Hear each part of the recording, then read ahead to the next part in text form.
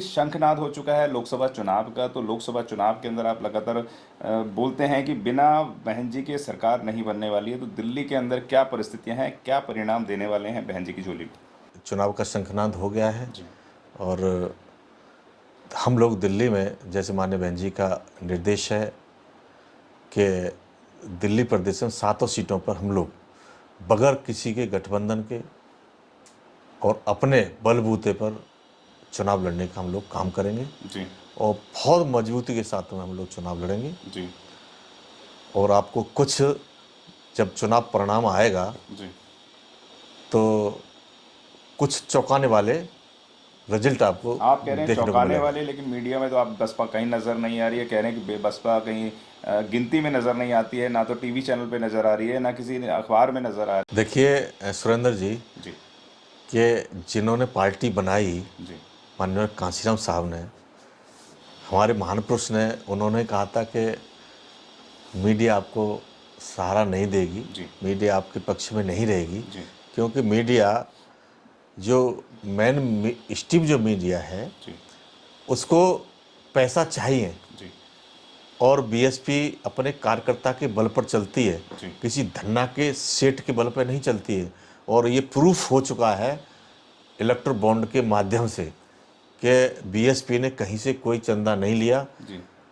आप हमारे जैसे कार्यकर्ता जो 200-200 रुपये की स्लिप हम लोग काटते हैं उसके बल पर चलती है, और हमारे पास इतना पैसा नहीं होता कि हम लोग मीडिया को दे सकें। जी। और जब मीडिया को पैसा नहीं देते तो हमें क्यों दिखाएगी? व्यवस्था कि लोगों के चैनल हैं, अडानी के, अंबानी के, सारे चैनल उनके हैं, वो हमें क्यों दिखाएंगे?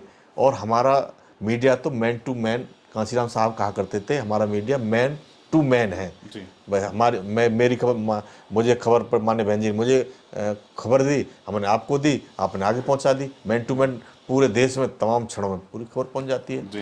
तो ये इस मैन टू मैन का सर्कल तो बहुत लंबा चलता था ना। मान्यवर काशीराम साहब अकेले पैदल चल के साइकिल से पूरे देश को जोड़ने का काम कर रहा था, लेकिन आज लग्जरी गाड़ियां भी हैं, सोशल मीडिया है, हाईटेक ज़माना है, लेकिन बसपा का वो अपना पुराना फंडामेंटल है, उस पर चलती ही नज़र आ रही है। क्यों अपने आप को परिवर्तित नहीं कर रही है? क्यों बहन जी भी ट्विटर करती हैं, उसके आगे काम नहीं करती नज़र आती हैं? क्या कहना चाहेंगे?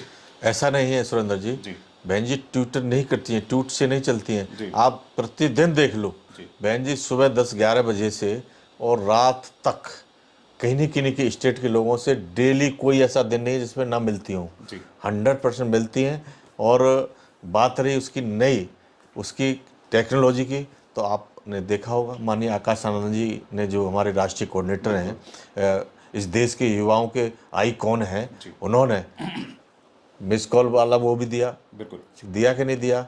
कुछ नया अब निकल कर, माननीय बहन जी पहले ट्विटर पे भी नहीं थी, अब ट्विटर पे भी हैं, फेसबुक पे भी हैं, तमाम चीज़ों पे हैं। यूट्यूब पे हम भी। लोग, हाँ, यूट्यूब पे भी, हर उस पे हैं। अब हम लोग उस हाईटेक ज़माने की तरफ जा रहे हैं, मगर आड़े वही आ जाता है कि हर चीज़ के लिए पैसे की ज़रूरत है और हम लोग इतना पैसा नहीं कर पाते। जी। धीरे धीरे आप लोगों के, हम लोगों के सहारे से, अपने कार्यकर्ताओं के सहारे से हम लोग इसको ऊपर बढ़ाने का काम करेंगे।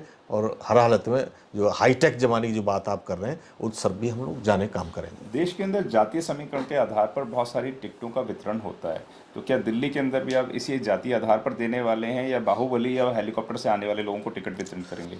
हम लोग बाहुबली और जो हेलीकॉप्टर से आने वाले लोग हैं उनको बिल्कुल नहीं लड़ाएंगे। जी। हम लोग जो कार्यकर्ता, जी। जो हमारा कार्यकर्ता काम कर रहा है जी।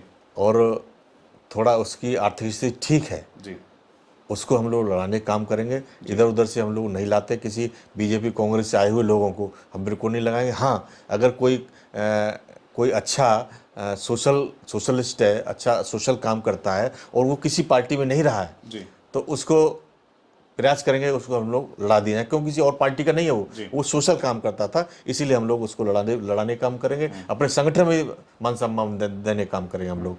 तो हम बाहर से किसी को भी लड़ाने का हम लोग काम नहीं करेंगे। बहुत सारे देश के लोगों का कहना है कि बहन जी अकेले चुनाव कैसे लड़ेंगी। सारे देश के लोग ये कहते हैं कि सारे लोग तो गठबंधन में जा रहे हैं, लेकिन बहन जी गठबंधन में जाती हुई नज़र नहीं आ रही हैं। लोग ये भी कहते हैं कि बहन जी जो है गठबंधन में जा नहीं रही हैं। बहन जी जा नहीं रही हैं, या उनको बुलाया नहीं गया है, या बहन जी का क्या रणनीति है जो अभी तक, अब चुनावों का समीकरण सारे खुल चुके हैं, लेकिन बहन जी के पत्ते अभी भी नहीं खुलते नजर आ रहे? क्या कहना चाहेंगे? देखिए, गठबंधन में वैसे तो मैं बताया अभी माननीय बहन जी के निर्देश अनुसार, जी। हमने प्रत्येक विधानसभा में, पूरी दिल्ली की 17 विधानसभा में जा करके छोटे छोटे कैडर लगा करके इस बात को हमने अपने कार्यकर्ता को जो अंदर ये था कि गठबंधन का जो मामला उसको मैंने क्लियर किया है।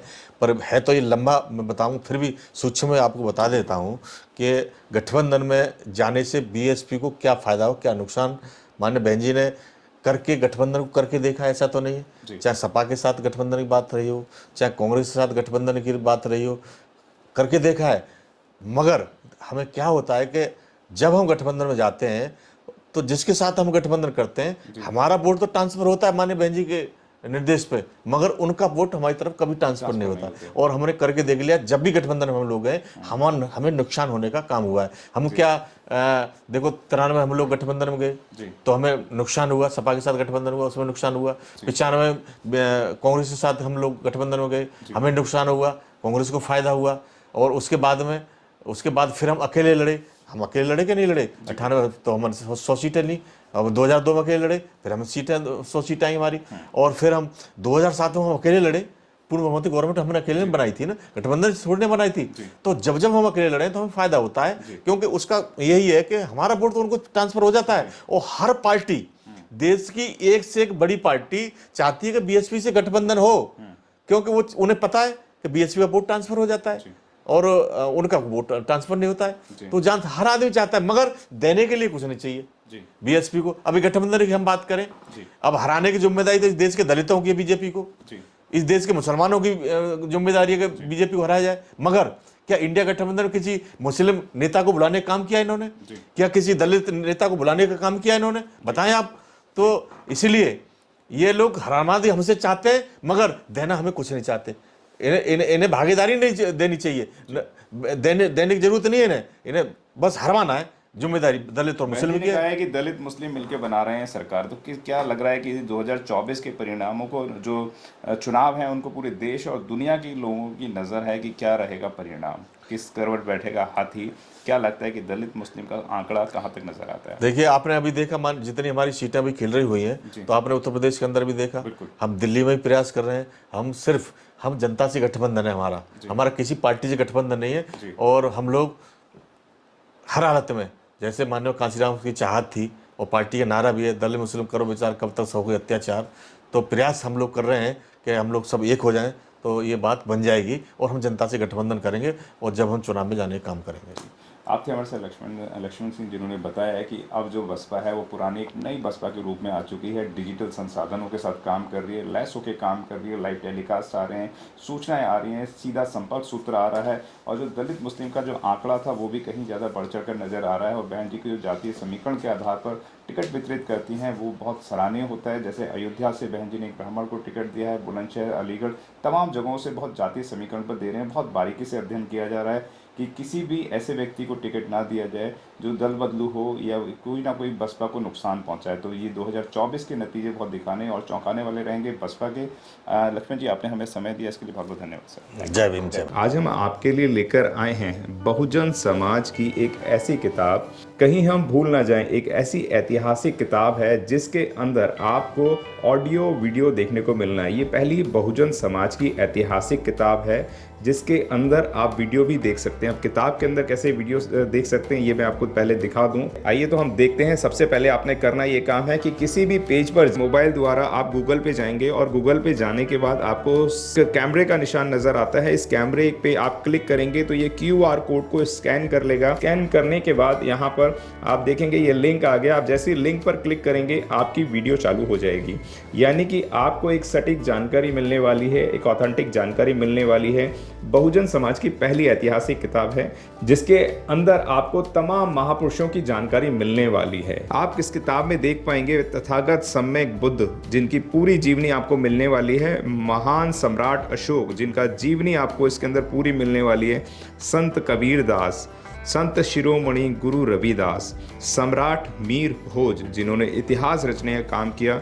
गुरु घासीदास बाबा, वीरांगना झलकारी बाई, वीरांगना उदा देवी पासी, नागेली वीरांगना की कहानी, एकलव्य जिसका अंगूठा काट लिया था धोखे से, चोखा मेला हरिचंद ठाकुर, ज्ञानदीप छत्रपति शाहूजी महाराज, बिरसा मुंडा, ज्योतिबा फूले, माता सावित्रीबाई फूले, फातिमा शेख, EV रामास्वामी, स्वामी अच्युतानंद, बाबा साहब डॉक्टर BR अम्बेडकर, जिनका मूल ग्रंथ आपको इसमें छोटी सी किताब में मिलने वाला है। आप ऑडियो भी देख सकते हैं, वीडियो भी देख सकते हैं। माता रमाबाई, मोतिया रावण कंगाली, सरदार उधम सिंह, ललई सिंह यादव, दशरथ मांझी, शिव दयाल सिंह चौरसिया, कपूरी ठाकुर, भवरी देवी, मान्यवर काशीराम साहब, जिन्होंने इतिहास को दोबारा दोहराने का काम किया था, वीरांगना फूलन देवी, बहन कुमारी मायावती, संकल्प भूमि और पूना पैक्ट। बहुजन समाज का एक मूल ग्रंथ यह आपके पास आ गया है और आप इसको बिल्कुल भी देरी ना करें। तो साथियों, अगर आप ये किताब मंगाना चाहते हैं तो डिस्क्रिप्शन बॉक्स में जो आप नंबर देख रहे हैं, इस नंबर पर आप हमें अपना ऑर्डर बुक करा सकते हैं। कितनी किताब आपको चाहिए